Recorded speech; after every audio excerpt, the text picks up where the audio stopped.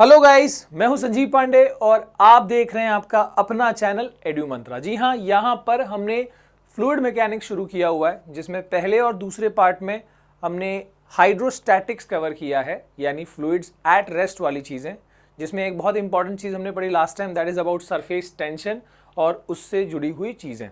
यहाँ पर हम शुरू करने जा रहे हैं फ्लूइड मैकेनिक्स का एक दूसरा पार्ट। ठीक है, this is hydrodynamics, fluid in motion. तो जैसे वहां पर एक हमने प्रॉपर्टी पढ़ी सरफेस टेंशन, यहां पर हम फ्लूइड की एक और प्रॉपर्टी पढ़ने जा रहे हैं विस्कोसिटी। ठीक है, इंपॉर्टेंट है और इसी में आगे जाके हमको बर्नौलिस भी मिलेगा। ठीक है, तो यहां पर फ्लूइड देखो, अब तक हमने क्या पढ़ा कि फ्लूइड रुका हुआ है, जैसे मान लो लिक्विड कंटेनर में रेस्ट में है। अब यहां पर मोशन वाली चीजें, तो वो विस्कोसिटी, अब देखो मैं थोड़ा सा आपको आइडिया देता हूं। जैसे मान लो एक स्लोप है, इंक्लाइंड सरफेस है, और उसके ऊपर मान लो आपने एक ड्रॉप पानी डाला, दूसरी तरफ एक ड्रॉप हनी डाला। पानी फास्ट फ्लो करेगा नीचे, लेकिन हनी स्लोली जाएगा। So what you can say कि हनी की विस्कोसिटी ज़्यादा है। समझ रहे हो, विस्कोसिटी, गाढ़ापन, थोड़ा वैसे आप कनेक्ट करो। ठीक है, एक्चुअली विस्कोसिटी मतलब क्या है? फ्लूइड के अंदर का फ्रिक्शन। बस इतना समझो कि जैसे सॉलिड्स में फ्रिक्शन होता है, जब एक सॉलिड दूसरे सॉलिड पे मूव करता है या कोशिश करता है मूव करने की, तो सॉलिड्स कैसा सरफेस जो है उस सॉलिड ब्लॉक पे फोर्स एक्सर्ट करता है और फ्रिक्शन। वैसे यहाँ पर फ्लूइड के अंदर का फ्रिक्शन, उसको हम विस्कोसिटी कहते हैं। ठीक है, तो थोड़ा सा हम अब आते हैं उसके डेफिनेशन पे, क्या है देख लो। The property of fluid by virtue of which an internal frictional force comes into play. The property of fluid by virtue of which an internal frictional force comes into play. तो आपको पता होगा कि भाई फ्रिक्शन जो होता है वो कितने टाइप का होता है? वो मेनली इंटरनल होता है, एक्सटर्नल होता है। तो जैसे कि अभी एक सॉलिड दूसरे पे मूव कर रहा है, तो इसमें जो फोर्स है वो एक्सटर्नल फ्रिक्शनल फोर्स है। क्यों? क्योंकि किसी अलग चीज पे फोर्स एक्सर्ट कर रहा है। ठीक है, इंटरनल क्या होता है? जैसे लिक्विड के अंदर ही डिफरेंट लेयर्स एक दूसरे के ऊपर फ्रिक्शनल फोर्स एक्सर्ट कर रहे हैं। ठीक है, so that can be called viscosity and it comes into play when the fluid is in motion in the form of different layers, है ना। जब मान लो कि एक स्लोप है ऐसे, और यहां पर ये लिक्विड ऐसे इसके ऊपर फ्लो करता हुआ जा रहा है, तो ऑब्वियसली पूरा ओवरऑल नहीं जा रहा, ये अलग अलग लेयर के फॉर्म में ये मूव कर रहा है, और हर लेयर अपने ऊपर वाले लेयर को क्या कर रहा है? वो अपोज कर रहा है। ठीक है, तो उसी अपोजिशन को, उसी फ्रिक्शनल अपोजिशन को हम क्या बोलते हैं? विस्कोसिटी कहते हैं। और देख लेते हैं इसके बारे में क्या है। देखो, it opposes the relative motion of different layers. सीधी बात है कि वो एक दूसरे को अपोज कर रहे हैं, एक दूसरे के मोशन को अपोज कर रहे हैं। Viscosity is also called as fluid friction or viscous drag of the fluid. Viscosity is also called as fluid friction और viscous drag, ये तो बताया मैंने। इसके बाद देखो, अब यहाँ पर ना हम विस्कोसिटी में एक बहुत इंपॉर्टेंट चीज़ निकालने वाले, कोएफिशिएंट ऑफ विस्कोसिटी। और इसके बारे में हमने शायद थोड़ा बहुत आइडिया लिया था डायमेंशन वाले में, इसका हमने डायमेंशन निकाला था, डायमेंशन एनालिसिस वाले पर में देखा था हमने इसको। बट अभी देखते हैं एग्जैक्टली क्या है ये।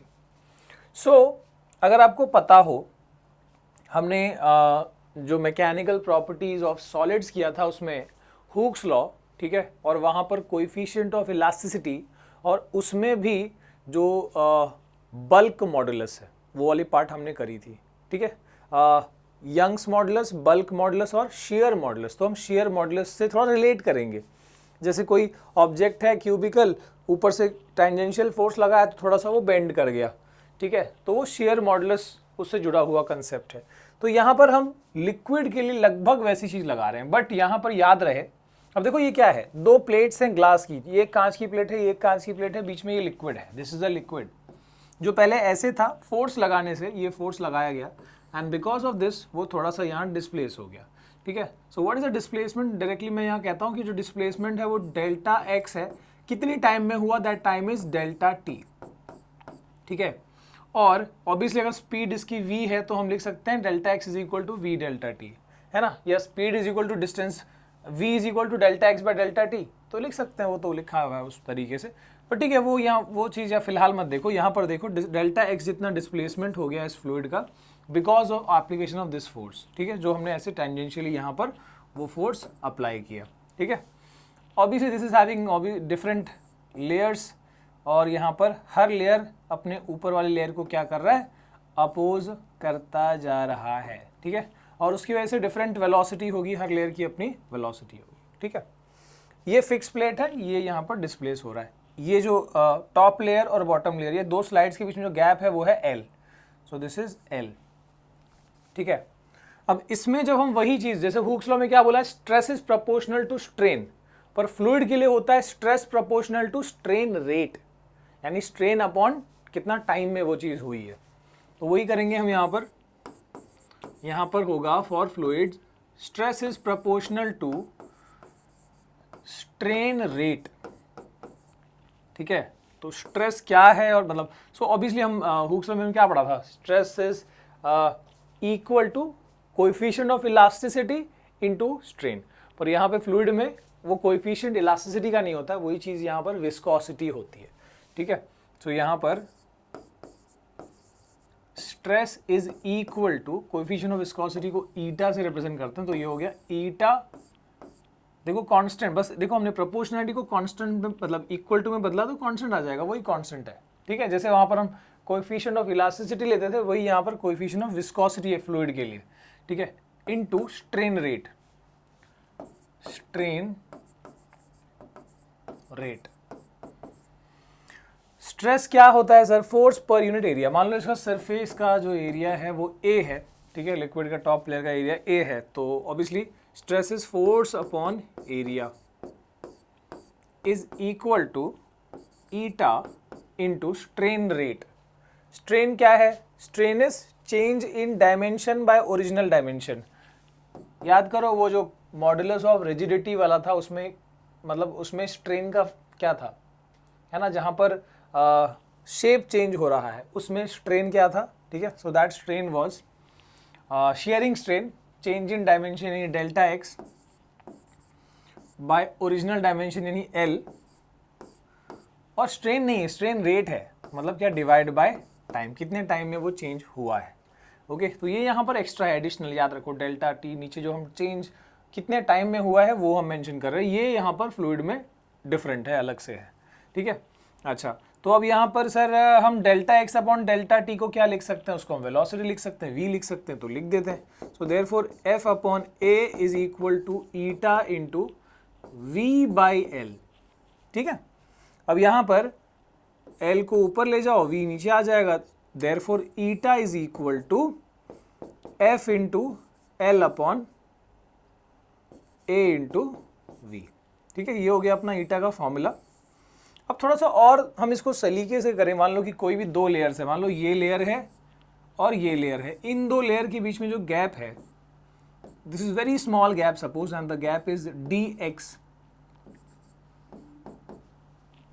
ठीक है।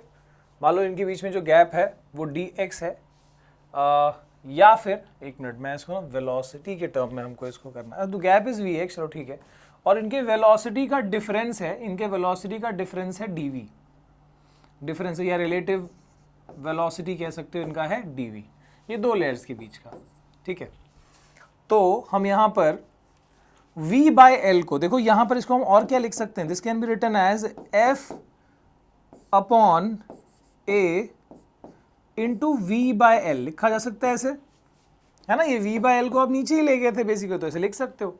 अब देखो मैं इधर v बाय एल को I can put in general, I can put it as dv by dx, ठीक है। और ये जो चीज है, मतलब ये कोई भी दो लेयर के बीच के लिए हमने इसको जनरलाइज कर दिया, इसको कहते हैं वेलोसिटी ग्रेडियंट। क्या बोलते हैं इसको, velocity gradient, dv by dx, वो हम यहाँ पुट कर लेते हैं। So in general now I am getting that formula as coefficient of viscosity. अब मैं इसको ना अलग कलर से लिख देता हूँ, that eta is equal to f upon a into dv by dx। याद रखो, अब इस फॉर्म में इसको याद रखो, dv by dx is the velocity gradient, ठीक है। तो हमको मिल गया coefficient of viscosity of this fluid, और यहाँ पर जो ये कोएफिशिएंट ऑफ विस्कोसिटी है, ये देख सकते हो force upon area into dv by dx है।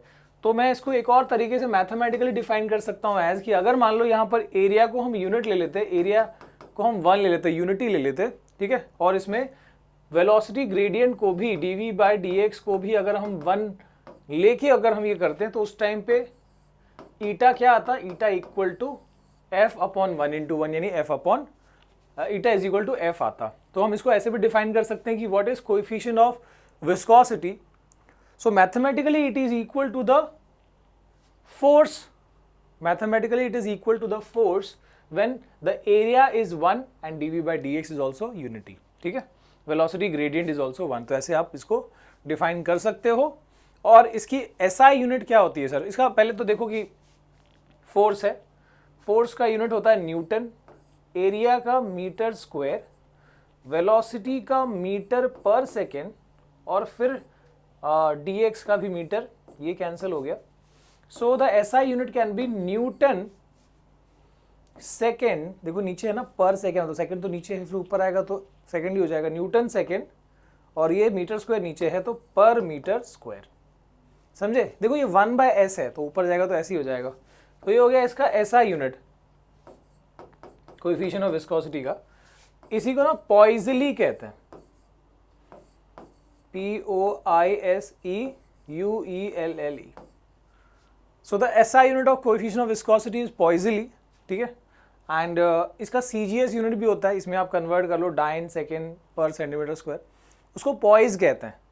सो 1 पॉइजली इज इक्वल टू 10 पॉइज, ठीक है, ये रिलेशन भी याद रखो। ये SI यूनिट है कोएफिशिएंट ऑफ विस्कोसिटी का, ये CGS यूनिट है। ओके, ये हो गया। इसके बाद comparison between viscosity and solid friction. हमने क्या कहा, विस्कोसिटी क्या है, इंटरनल फ्रिक्शन है या फ्लूइड फ्रिक्शन है। So viscosity is nothing but fluid friction. तो इसको सॉलिड फ्रिक्शन से कंपेयर करते हैं, ठीक है। तो let's see,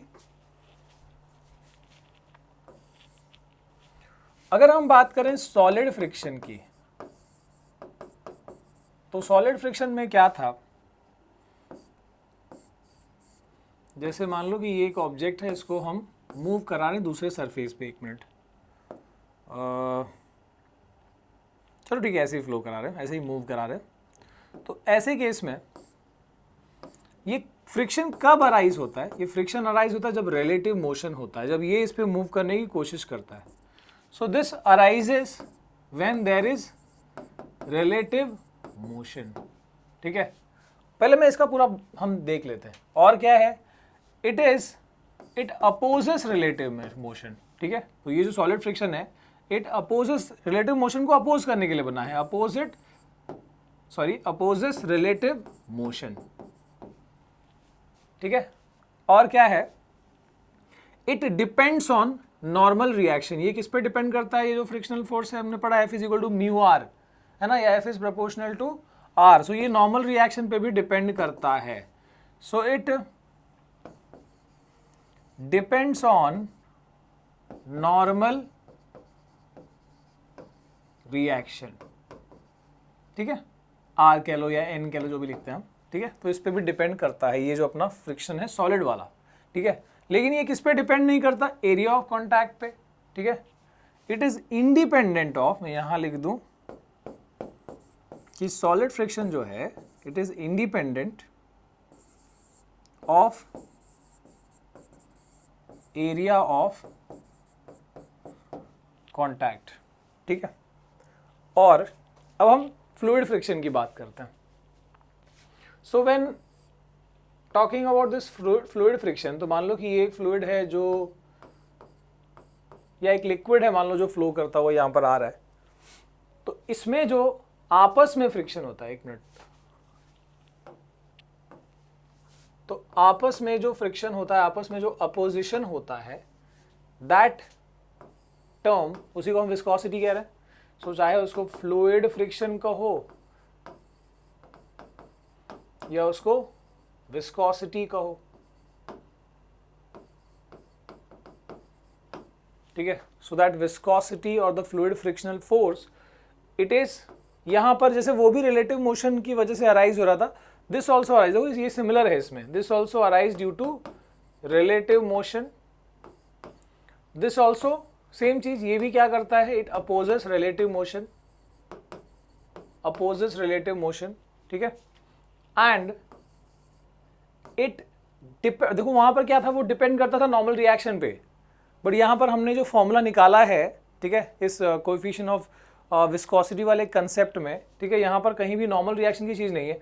so it is independent, it is independent of normal reaction.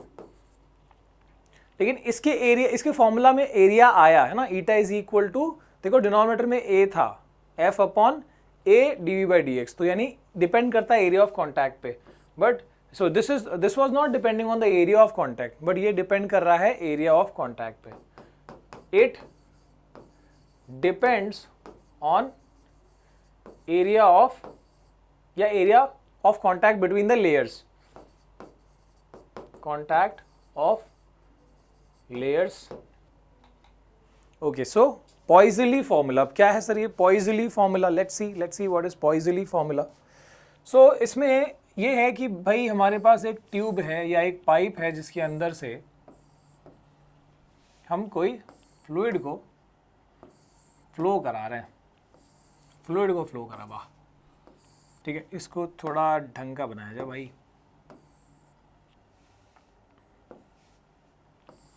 Okay, सो ये हो गई, ये हो गई, ये हो गई। देखो आगे सबसे सेंटर वाला सबसे मैंने आगे दिखाया, क्यों, उसकी वेलोसिटी सबसे ज़्यादा होगी क्योंकि वो कांटेक्ट से बहुत दूर है, सॉलिड से बहुत दूर है, तो एकदम सबसे तेज उसकी वेलोसिटी होगी लॉजिकली, ठीक है। और जो नज़दीक है सॉलिड से तो वो अपोजिशन ज़्यादा होगा, धीरे धीरे वेलोसिटी अंदर की तरफ ज़्यादा होगी, ठीक है। जो बॉर्डर में है कॉन्टैक्ट में वेलोसिटी कम है, अंदर की तरफ वेलोसिटी ज़्यादा है, ठीक है। सो ये वाली केस में volume of liquid flowing per second, ये देखा गया एक्सपेरिमेंटली कि volume of liquid flowing through the tube per second, it is, अब देखो किस पे डिपेंड कर रहा है, it is proportional to, it is directly proportional to, मैं यहां लिख देता हूं, this volume is directly proportional to P. P क्या है, प्रेशर डिफरेंस, यहां का प्रेशर और यहाँ का प्रेशर। ऑब्वियसली इसका pressure P1 will be high, तभी यहाँ से यहाँ जा रहा है, P1 से P2 कब फ्लो करेगा, जब ये वाला प्रेशर इससे ज़्यादा है। तो प्रेशर डिफरेंस जो है उसको मैं क्या कह रहा हूँ, P। So P is equal to P1 minus P2। So it is depending on P, that is pressure difference at two ends या बिटवीन टू एंड्स। सो ये जो वॉल्यूम फ्लोइंग पर सेकेंड है, इसके अंदर से कितना वॉल्यूम पर सेकेंड फ्लो करेगा, it is depending on the pressure difference, directly proportional है, एक्सपेरिमेंटली देखा गया ये सब चीज़ें, प्रूव नहीं करना हमको।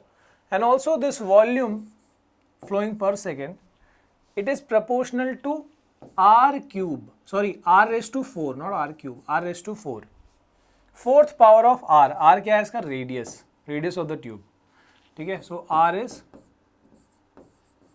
रेडियस ऑफ पाइप या रेडियस ऑफ ट्यूब, ठीक है। आर रेज टू 4 पे डिपेंड कर रहा है।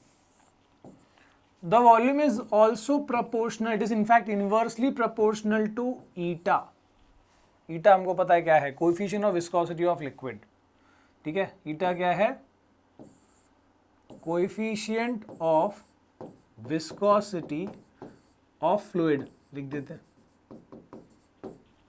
Okay. And finally it is also inversely proportional to L।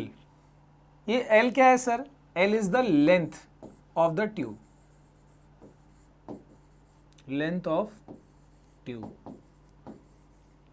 तो यहां पर एक्सपेरिमेंटली देखा गया कि इस लिक्विड से कितना वॉल्यूम पर सेकेंड फ्लो करेगा, ठीक है, वो इन बातों पे डिपेंड करता है। Pressure difference between the two ends, क्या प्रेशर डिफरेंस है, on the radius of the tube, क्या रेडियस है, रेडियस ज़्यादा, देखो डायरेक्टली का मतलब क्या है, अगर प्रेशर डिफरेंस ज़्यादा होगा तो ज़्यादा लिक्विड फ्लो कर पाएगा, ज़्यादा फ्लूइड फ्लो कर पाएगा।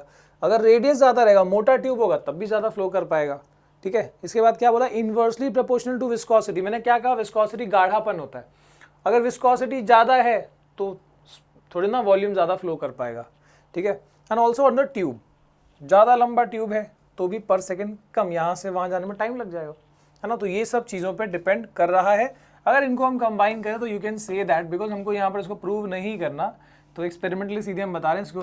सो it can be given as P(r⁴) upon eta into L, ठीक है। तो अब इसमें प्रोपोर्शनैलिटी कांस्टेंट जो आता है ना, ठीक है, जो प्रोपोर्शनैलिटी कांस्टेंट निकाला गया एक्सपेरिमेंटली, सो दैट वाज π/8, ठीक है। तो इसमें ये हो जाएगा P(r⁴) upon eta L. Sir ये फिर क्यों ऐसे हम पढ़ रहे हैं अगर हमको निकालना ही नहीं है? We can use any time use this formula, ठीक है। हर चीज़ हमको हमेशा प्रूव नहीं करनी होती, हर चीज़ प्रूव करेंगे तो दिक्कत हो जाएगी, ठीक है। तो यहाँ पर इसको हमको यूज़ करना है और इस चीज़ को याद रखो, इस कंसेप्ट को याद रखो। सो इसके साथ आगे बढ़ते हैं। अब हम नेक्स्ट देखते हैं what is that, yes, Stokes law. तो स्टोक्स लॉ में यहाँ पर अगेन दिस इज ऑल्सो हमको डायमेंशनली ये चीज़ बताई गई है, तो इसका भी हमको फॉर्मूला ही यूज़ होगा, ओके। इसको भी हमको प्रूव नहीं करना, this can be done dimensionally वैसे। सो मान लो एक स्फीयर है जिसका रेडियस है r और ये मूव करता हुआ आ रहा है, ये फॉल हो रहा है सपोज, ठीक है, एक मीडियम में, एक फ्लूइड मीडियम में, ठीक है, विच इज एट रेस्ट, ठीक है। तो ये मान लो हवा से, मतलब हवा में फॉल हो रहा है, ठीक है, या कोई भी ऐसे फ्लूइड मीडियम में जो रेस्ट में है, तो उसके अंदर इसके ऊपर जो ये फ्लूइड अपोजिशन, जो ये ड्रैग प्रोवाइड करेगा इसको, उस ड्रैग का अपोजिशन जो ये प्रोवाइड करेगा, उस अपोजिशन का फॉर्मूला क्या होगा? So that is given by 6π eta r into V, ठीक है। वो ड्रैग का फॉर्मूला याद रखो बाय स्टोक्स लॉ, ठीक है। मतलब अगेन इसको अब वही चीज़ बता सकते हैं स्टेटमेंट के टर्म में कि the drag offered by the fluid at rest on solid sphere, ठीक है, ठीक है, और या on the sphere solid body will be 6π eta r v। इसमें ईटा क्या है? ये इसकी, ये जो फ्लूइड है इसकी कोएफिशिएंट ऑफ विस्कोसिटी है, ठीक है, and r is a radius, वो तो हमने देखा ही है, and v is a velocity, जो इसकी वेलोसिटी है वो v है। सो ऑब्वियसली देखो यहाँ पर ये जो कितना अपोजिशन ये फेस करेगा, इट इज़ डिपेंडिंग ऑन कि इसकी वेलोसिटी क्या होगी। अगर वेलोसिटी ज़्यादा होगी तो ये अपोजिशन भी इसको ज़्यादा मिलने वाला है, सो अपोजिशन भी ज़्यादा होगा। Also it is depending on radius, radius भी अगर ज़्यादा होगा तो भी अपोजिशन ज़्यादा होगा, और वेलोसिटी ज़्यादा होगी तब भी ज़्यादा होगा, and also it is proportional to viscosity. अगर इसके इस मीडियम की विस्कोसिटी ज़्यादा हुई तब भी उसको ज़्यादा अपोजिशन फेस करना होगा, ठीक है। यही चीज़ आप समझो एयर में फॉल करा रहे हो और यही चीज़ मान लो पानी में फॉल करा रहे हो, तो पानी में विस्कोसिटी हाई, तो फिर क्या होगा, एयर के कंपैरिजन में हाई है तो उसको उतना अपोजिशन फेस करना होगा, ठीक है। तो ये जो है याद रखो स्टोक्स लॉ में, दिस अगेन ये भी हमको नहीं करना है, ये डायमेंशनली ही वहाँ पर बताया गया आपको किताब में, ओके। सो ये हो गया। Then coming to terminal velocity. अब ये जो हमने अभी कंसेप्ट किया है ना स्टोक्स लॉ वाला, वो भी यूज़ होगा इस टर्मिनल वेलोसिटी वाले कंसेप्ट में, ठीक है। So let's do this. Terminal velocity कैसे करेंगे अब देखो, या ये इसका बहुत ज़बरदस्त एप्लीकेशन है, ठीक है। अब मान लो एक 10 मीटर की हाइट से एक छोटा सा पत्थर भी हम पे गिरे तो हमको कितना ज़ोरों का चोट लगता है, ठीक है। अगर ये हाइट बहुत बढ़ा दी जाए तो क्या होगा, तो वो जो स्पीड है वो तो बहुत तेज़ी से हमको चोट मतलब अगर वो हम पे गिरेगा तो बहुत तेज़ी से चोट लगने वाला है। और ऐसा ज़रूरी नहीं कि सिर्फ कोई पत्थर या कोई सॉलिड ही, मान लो पानी की बूंद भी अगर एक हाइट उसकी बढ़ाई जाए तो उसकी भी स्पीड इतनी ज़्यादा होगी, उसका भी इम्पैक्ट इतना ज़्यादा होगा, हमको चोट लग सकती है उससे।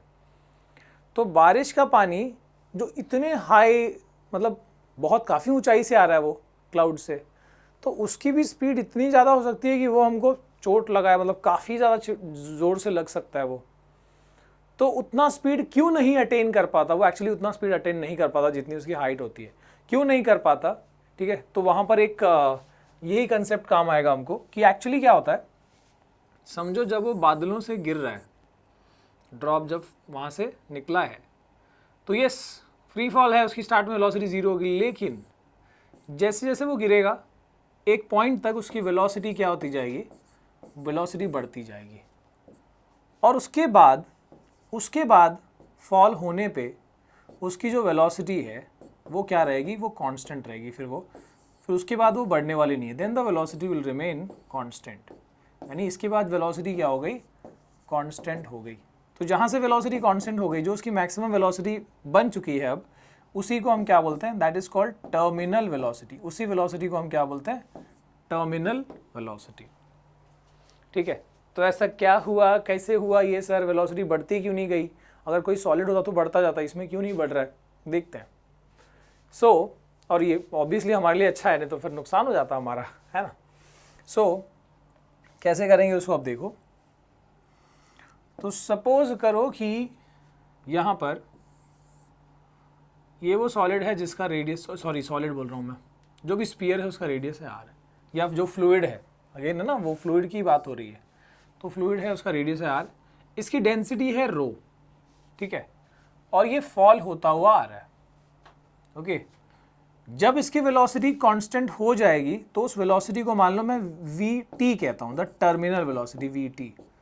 तो वेलोसिटी कांस्टेंट होने पर क्या होगा, वेलोसिटी क्यों नहीं बढ़ रही है इसके बाद, क्योंकि वेलोसिटी कांस्टेंट होने पर जो टोटल डाउनवर्ड फोर्स है और जो टोटल अपवर्ड फोर्स है वो क्या हो जाएगा, वो ऑब्वियसली है ना, जो ऊपर की तरफ जो फोर्स लग रहा है, नीचे की तरफ फोर्स लग रहा है, वो बैलेंस हो जाएंगे। सो दे विल बी इक्वल, ठीक है ना। कब, जब ये टर्मिनल वेलोसिटी अटेन हो जाएगी, उस पॉइंट पे ऐसा होगा, मतलब ऐसा होता है, पर क्यों होता है वो हम देख रहे हैं।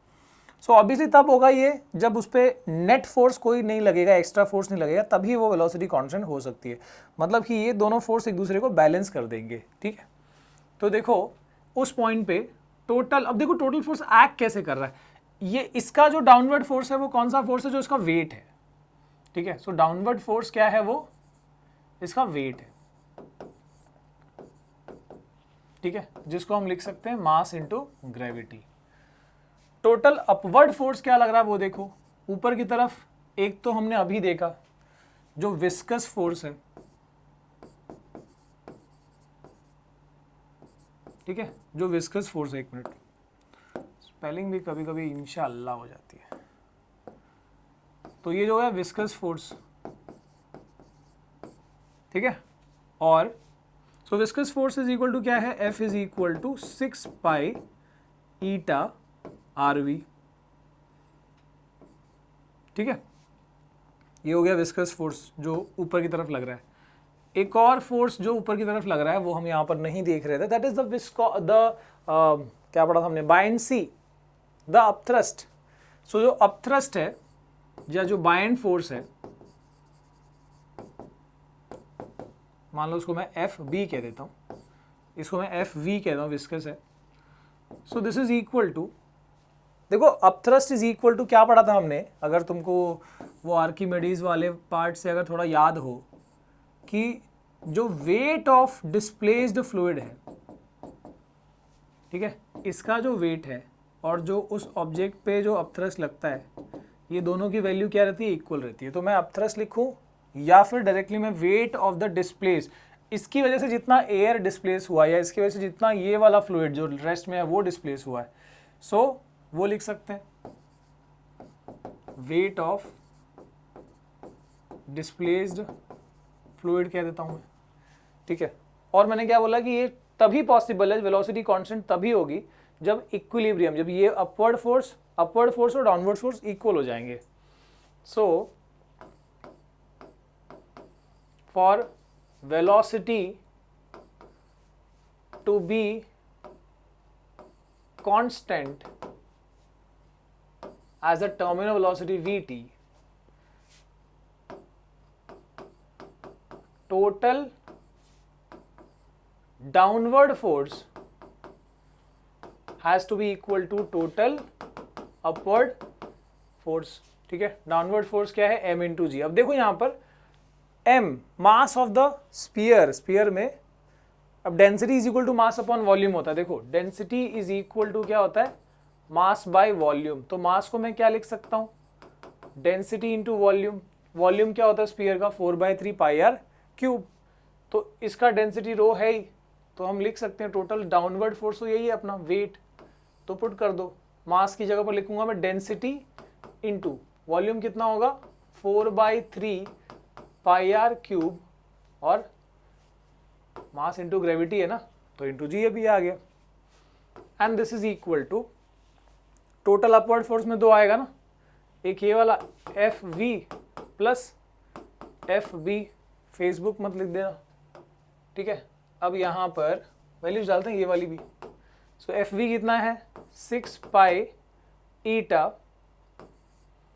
RV, R तो रेडियस है, V उसका वेलोसिटी है, ठीक है। और एक्चुअली वो वेलोसिटी क्या है, द टर्मिनल वेलोसिटी है, तो यहाँ पर हम उसको VT लिखेंगे, ठीक है। और ईटा क्या है, ईटा इसका जो मीडियम है इसकी कोएफिशिएंट ऑफ विस्कोसिटी है, जो मीडियम है उसका कोएफिशिएंट ऑफ विस्कोसिटी है, ठीक है। प्लस अब देखो weight of the displaced fluid, कितना फ्लूइड डिस्प्लेस हुआ है, तो एक्चुअली वॉल्यूम तो सेम ही होगा, जितना वॉल्यूम इसका है उतना ही वॉल्यूम है ना। इस केस में भी क्या होता था, जितना वॉल्यूम इमर्स पार्ट का था और इसका जो वॉल्यूम रहेगा वो सेम रहेगा, तो वॉल्यूम सेम मतलब इसका भी वॉल्यूम क्या होएगा, जितना मतलब मान लो अगर एयर वाटर की बात करें तो एयर भी उतना ही डिस्प्लेस हुआ जितना इसकी वॉल्यूम है। सो इसकी भी वॉल्यूम कितनी है, वही होगा जो सेम 4/3 पाई आर क्यूब। तो यहाँ पर भी मैं बोल सकता हूँ weight is equal to mass into gravity, mass into gravity. Mass कितना है, वही डेंसिटी इंटू वॉल्यूम। एयर की देखो इसकी डेंसिटी हमने रो लिखी है, तो एयर की डेंसिटी हम क्या लेते हैं, सिग्मा ले लेते हैं, है ना। जो हवा है आसपास की, जो दूसरा जिस रेस्ट वाले मीडियम से पास हो रहा है उसकी डेंसिटी हम रो ले लेते हैं, सॉरी दिस इज रो, तो इसका हम क्या ले लेंगे, सिग्मा ले लेंगे। इसका डेंसिटी रो है तो यहाँ पर हम सिग्मा ले लेते हैं। So mass is equal to what, again density into volume. मैंने बताया दोनों की वॉल्यूम सेम रहेगी, तो ये हो गया 4/3 pi R cube into g. तो ले लेते हैं यहाँ पर, so sigma into 4/3 pi R cube into g, and so this is equal to this. अब यहाँ पर क्या करते हैं, इक्वेट कर लेते हैं। सो गाइज अब देखो हमको फॉर्मूला किस चीज़ का चाहिए, हमको फॉर्मूला चाहिए टर्मिनल वेलोसिटी यानी VT का, ठीक है। हमको फॉर्मूला चाहिए VT का। तो इसमें देखो VT किधर है, ये वाला, तो इसको हम अकेला छोड़ेंगे, यानी बाकी सबको एक साथ ले जाते हैं, यानी पहले इसको इधर भेजते हैं।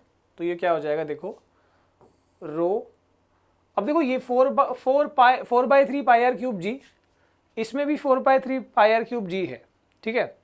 तो कॉमन निकल जाएगा वो, अगर वो कॉमन निकल जाता है 4/3 पाई आर क्यूब जी कॉमन निकल जाता है, तो यहाँ रो है और इसमें ये सिग्मा प्लस है, यहाँ जाएगा तो क्या माइनस हो जाएगा, तो this will be rho minus sigma, ठीक है, रो माइनस सिग्मा, ओके। ये 6 है, इसमें कंफ्यूज नहीं, दिस इज 6, ओके। तो ये सिग्मा थोड़ा बड़ा लिख देते हैं, तो ये रो माइनस सिग्मा हो गया, and this is equal to 6 pi eta R into VT। हमको फॉर्मूला VT का चाहिए तो इसको नीचे भेज देते हैं, ठीक है। So this will be a pi, यहाँ से कैंसिल हो जाएगा, ठीक है। और ये 2 2 और ये 2 3 ओके।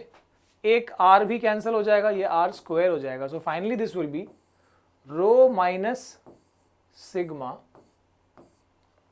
और क्या यहाँ पर देखो R स्क्वायर और G है, और ये 2/3 है, 2/3 को मैं यहाँ लिख देता हूँ, बट अगेन ये 3 भी नीचे आएगा तो ये 3 मल्टीप्लाई हो जाएगा, 2/9 हो जाएगा। सो 2/9 रो माइनस सिग्मा, यहाँ पर R स्क्वायर और G है, सो R स्क्वायर G, ओके। और यहाँ पर ईटा है जो नीचे डिवीजन में आ जाएगा ना यहाँ पर, सो अपॉन ईटा, ओके।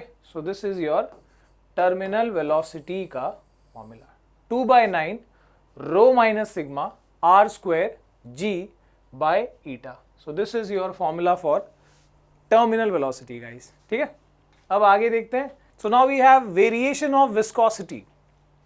अब विस्कोसिटी जो है वो कौन सी बातों पर डिपेंड करता है किसी फ्लूइड का, ठीक है। जैसे हमने सरफेस टेंशन का देखा था कि वो टेम्परेचर, ठीक है, अलग अलग फैक्टर्स पे डिपेंड करता है। वैसे ये जो है ये विस्कोसिटी किसी फ्लूइड का कौन सी बातों पे डिपेंड करता है, पहला तो है टेम्परेचर यहाँ भी।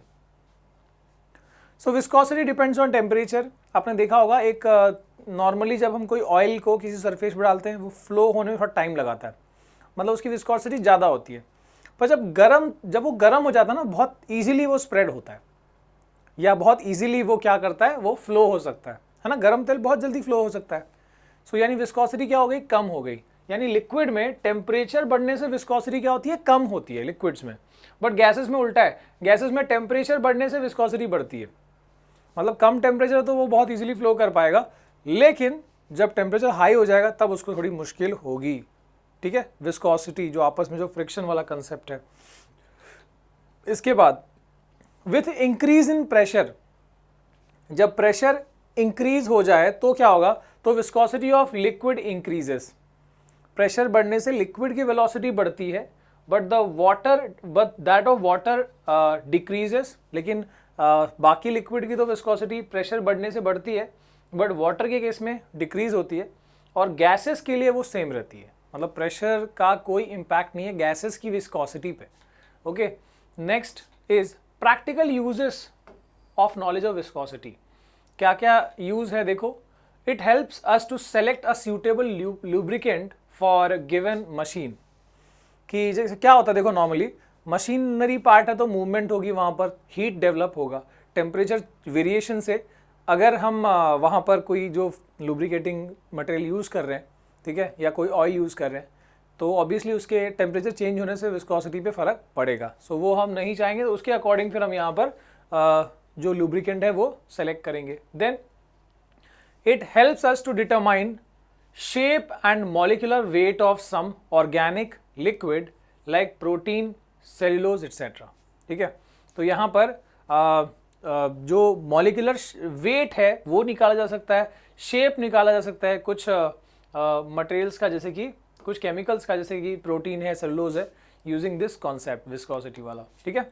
उसके बाद motion of some instruments is damped by using the viscosity of air और लिक्विड, ठीक है। कुछ जैसे मान लो कि एक डैम्पिंग क्या होता है, जैसे मान लो एक पेंडुलम है, उसको हवा में आप मूव करो, और वही पेंडुलम को मूव करना हो, अगर समझो पानी के अंदर हम उसको मूव कर रहे हैं, तो वाटर ज़्यादा अपोज करेगा उसके मोशन को, ठीक है। यानी विस्कोसिटी का कंसेप्ट हम ऐसे चीज़ों में भी हम यूज़ में ला सकते हैं, ठीक है। काफ़ी केसेस में हमको जहाँ पे मोशन स्टॉप करना है, स्मूथली करना है, तो वहाँ पर हम ये कंसेप्ट का यूज़ कर सकते हैं, ठीक है। And circulation of blood in blood vessel, है ना, वो भी ब्लड की विस्कोसिटी पे डिपेंड करेगा, उसका जो फ्लो है। सो गाइज, यहाँ पर हम इस लेक्चर को यहाँ पर स्टॉप कर रहे हैं। इसके बाद जो है वो आएगा फ्लो के बारे में, लिक्विड के फ्लो के बारे में, टाइप्स ऑफ फ्लो, ठीक है, इक्वेशन ऑफ कंटिन्यूटी और बर्नौलीज इक्वेशन, उसके एप्लीकेशन, उसके साथ अपना चैप्टर खत्म होगा नेक्स्ट टाइम। ओके, सो उम्मीद है आपको ये लेक्चर पसंद आया तो बस कन्वे करिए, बताइए मुझे कमेंट करके। Thank you for watching, see you again next time, bye bye.